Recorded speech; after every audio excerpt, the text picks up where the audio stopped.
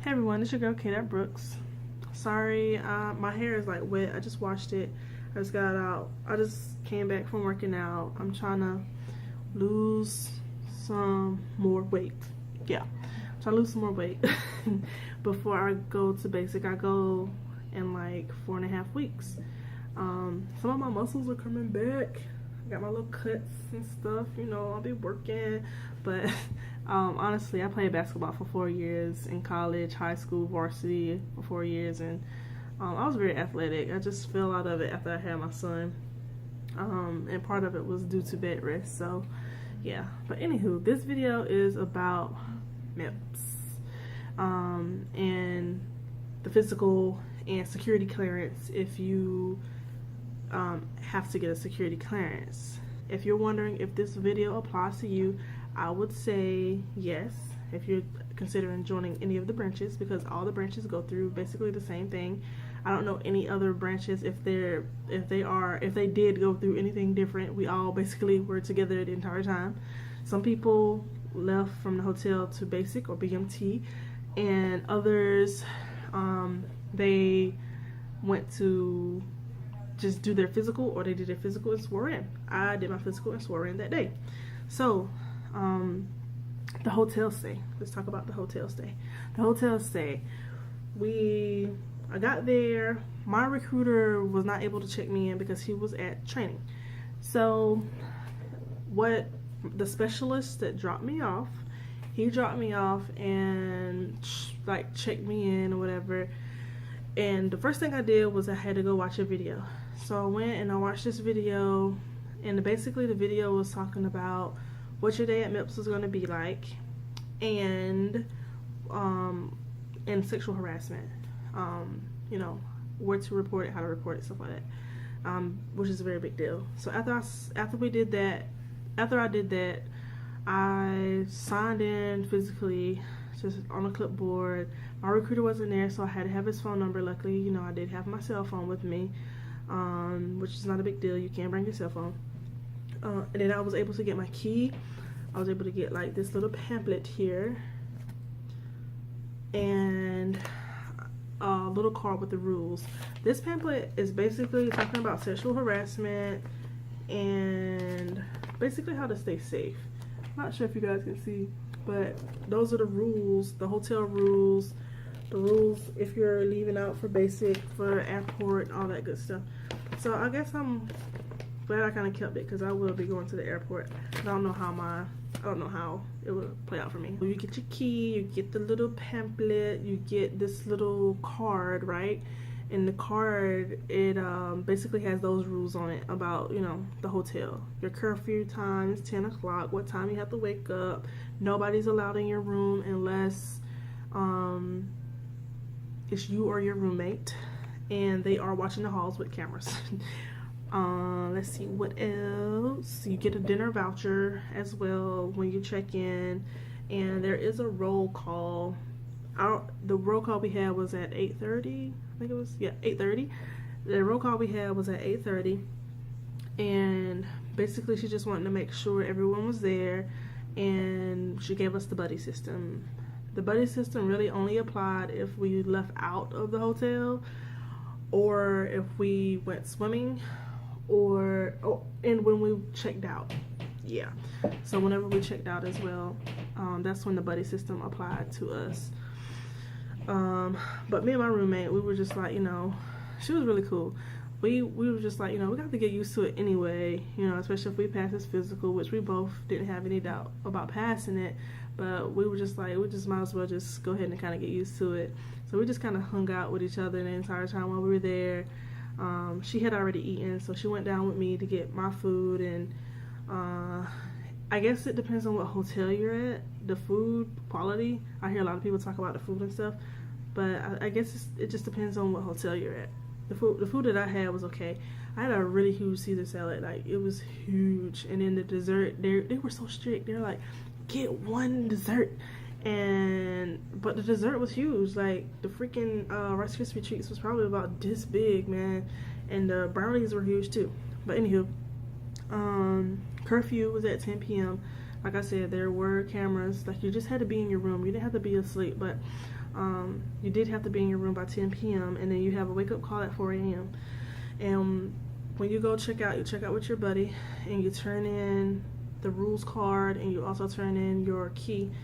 And you can keep this if you want to. I kept it just in case. I like to go back and read over stuff. But yeah, you get to keep that, and turn in your room key, turn in your rules card, and you get your breakfast voucher.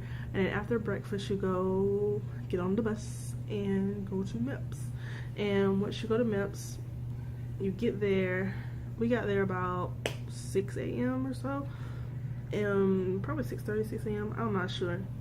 I didn't have a watch. It was freaking 2 o'clock before I knew it. Like, you're just so busy doing so much that day. So, okay, once we get there, you get a briefing. We had an Army soldier come on our bus and gave us a briefing, and he was just basically telling us, you know, don't have any weapons, don't, you know, basically the stuff your recruiter is going to tell you. He told us, you know. And oh yeah, one thing too, if you have high blood pressure, try to avoid eating any of the pork that they serve for breakfast before you leave, because it will elevate your blood pressure, and that's one of the first things that they do is check your blood pressure. So when we got there, we like I said, he got on the bus, he did all this yelling and screaming, telling us, you know, the rules.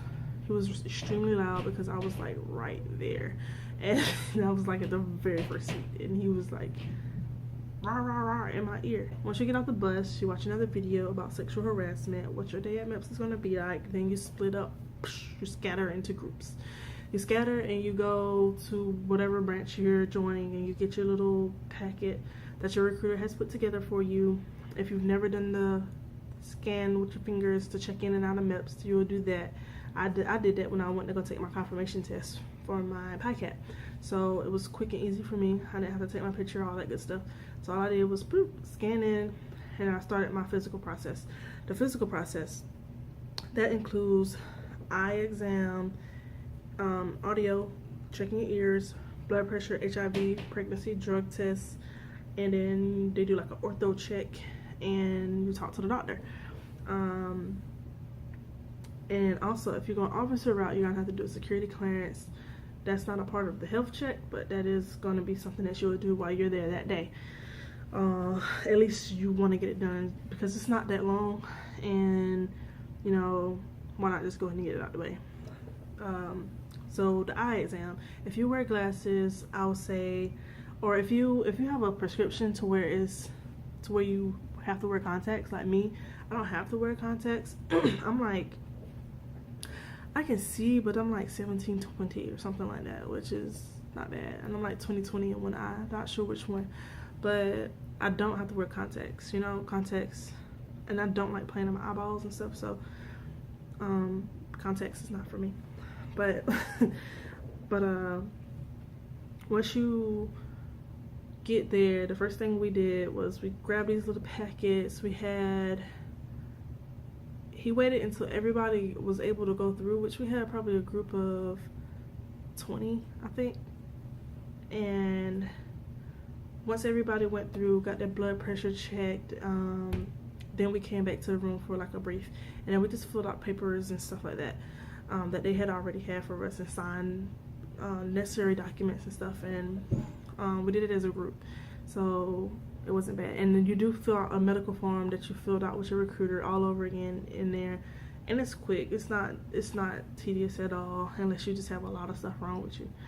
But if you do, I don't think you should have made it that far, unless, you know, whatever. Anywho, boop, I'll scoot that to the side. But yeah, so once you get your blood pressure taken, we had our briefing afterwards.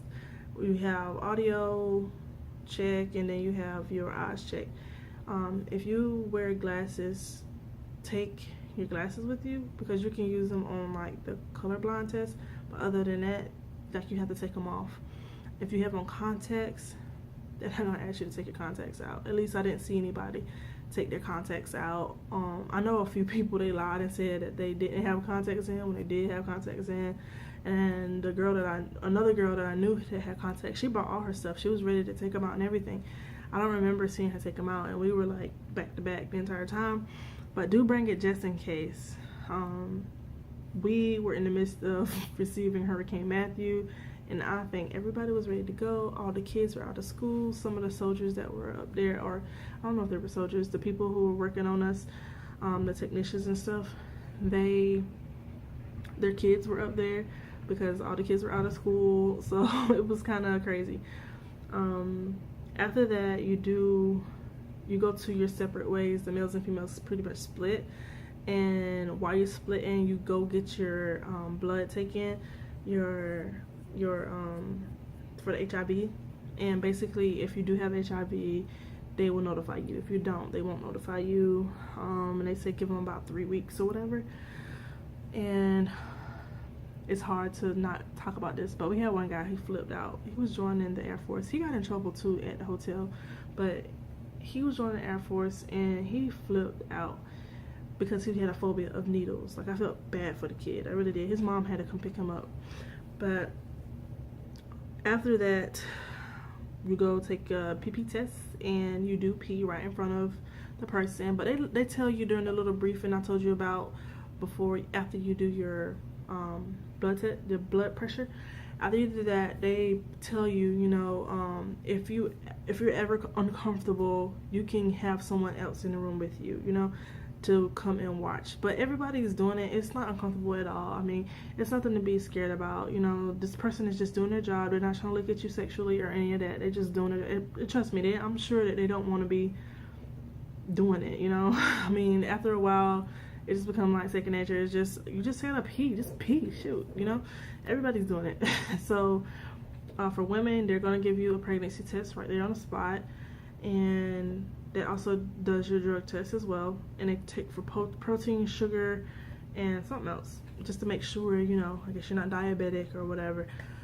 And also, if you do protein drinks, all that, don't do it for like a week, of your MEPS trip, because they do check for protein and stuff in your urine.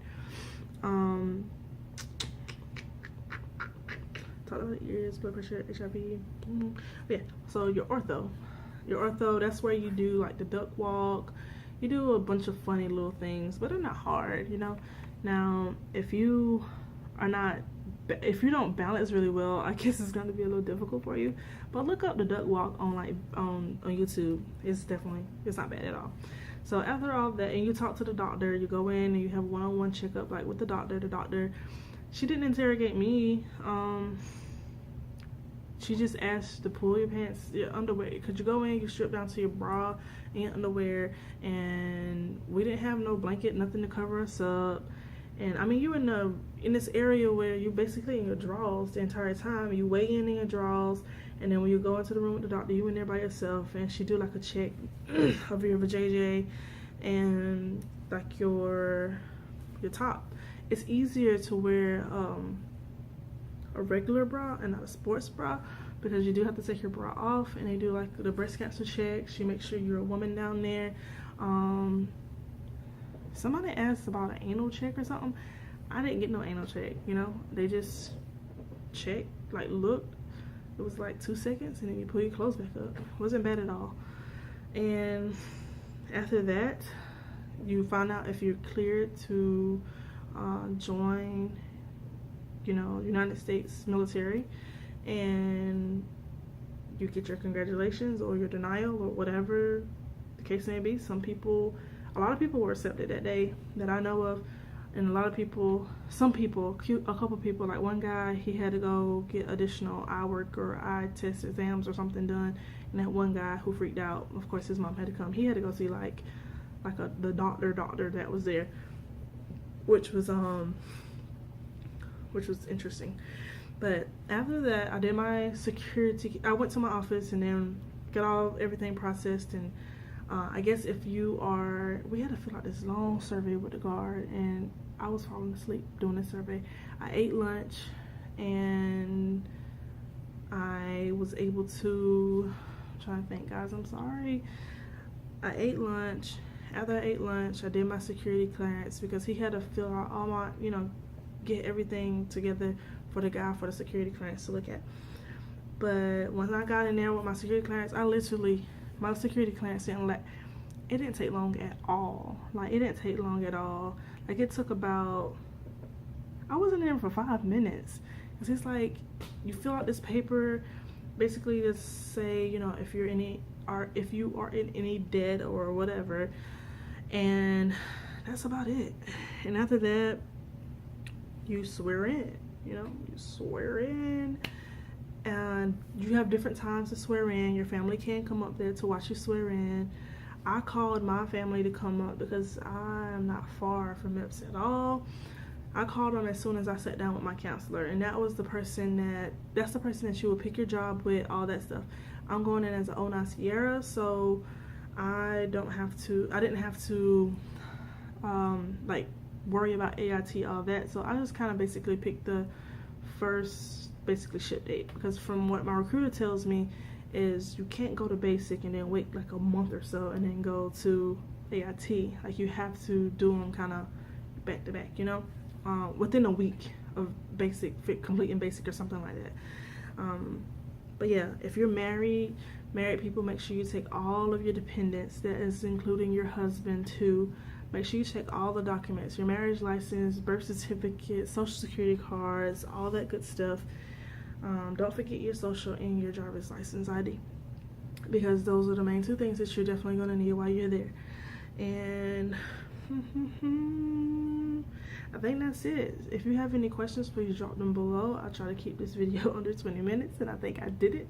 So yeah, just let me know if you have any questions about anything, and good luck to any and all of you that are going out there. And I want to say I'm continuously praying for those victims of Hurricane Matthew, because it was pretty bad here in my state, South Carolina, on the coast. And I know a bunch of people from Haiti whose families are suffering. Prayers for you. God bless, and I'll be back with another video maybe before I ship, or just show you guys my workout routine or something. I don't know.